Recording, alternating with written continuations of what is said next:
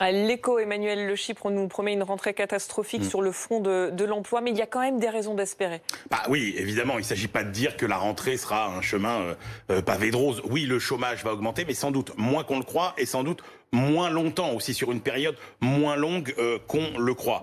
La première raison d'être optimiste, c'est que l'augmentation du nombre de demandeurs d'emploi que nous a délivré hier Pôle emploi, eh bien, elle s'explique davantage par le gel des recrutements que par des licenciements massifs. Qu'est-ce qui se passe en ce moment? C'est pas que les entreprises veulent pas recruter. Il y en a que 20%, nous dit l'enquête BPI France auprès des PME, qui ont renoncé à leur projet de recrutement. Il y en a 44% qui vont recruter normalement, 35% qui disent il y a trop d'incertitudes, on attend. Donc la situation n'est pas perdue. Alors certes, vous me direz, il y a les plans sociaux qui attirent toujours effectivement les feux de l'actualité, mais il faut rappeler que les plans sociaux, ça n'est que 10 à 15% généralement de l'augmentation du nombre de demandeurs d'emploi. Deuxième raison d'être optimiste, Emmanuel, finalement, il y a pas mal d'entreprises qui résistent mieux que ce qu'on pensait. Bah oui, c'est vrai. Pourquoi on est inquiet pour le chômage à la rentrée? C'est parce qu'on se dit qu'il va y avoir une vague de faillites absolument impressionnante. Or, là encore, que disent les PME interrogées par BPI France? Il n'y en a que 3% qui disent qu'elles rencontrent des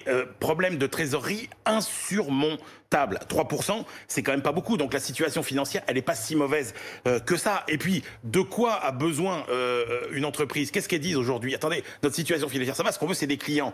La bonne nouvelle, c'est que les clients français sont ceux qui sont le plus revenus dans les magasins de tous les pays européens. Ça, c'est une étude BCG Gamma qui nous le dit. Donc, les entreprises, plutôt pas mauvaise santé financière.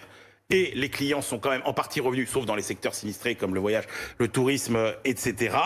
Donc on n'aura sans doute pas une explosion des faillites comme on le craint en septembre-octobre. Et la troisième raison, c'est l'accompagnement de l'État. Bah oui, il faut reconnaître. Alors on s'inquiétait par exemple de la fin de tous les dispositifs mis en place pendant le confinement, les prêts garantis par l'État, le chômage partiel, les reports de charges et d'impôts. Or le gouvernement a annoncé que tout ça allait être lissé dans le temps, prolongé, et que les remboursements par exemple des crédits de charges ou d'impôts allaient être étalés sur au moins 36 mois. On s'inquiète du destin des 700 000 jeunes qui vont arriver sur le marché du travail.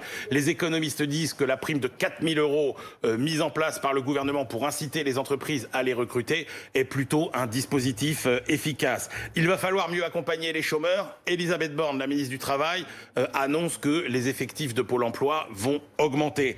Et puis, oui, il faut sauver les emplois industriels. Et bien là, il y a la baisse des impôts de production de 10 milliards. Or, on sait que c'est ces impôts qui pénalisent en partie la compétitivité de nos entreprises. Bref, beaucoup de mesures qui vont plutôt dans le bon sens et qui laissent penser que la bataille de l'emploi n'est pas encore perdue.